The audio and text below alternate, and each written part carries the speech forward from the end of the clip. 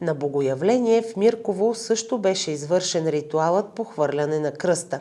По традиция отец Петър Милошов отслужи света литургия в храм Свети Великомъченик Димитрий, а след службата шествието от миряни с хоругвите пое към река Мирковчица и Биковия кладенец, където традиционно се изпълнява ритуалът, характерен за Богоявление.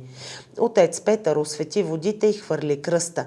Тази година имаше 5 смелчаци за изпълнението на ритуала.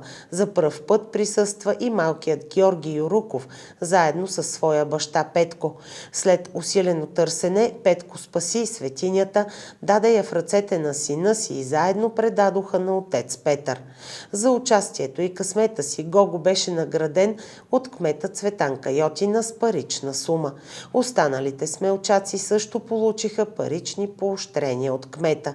От църковното настоятелство на храм Свети Димитрий също имаше подаръци и пожелания за здраве и благополучие.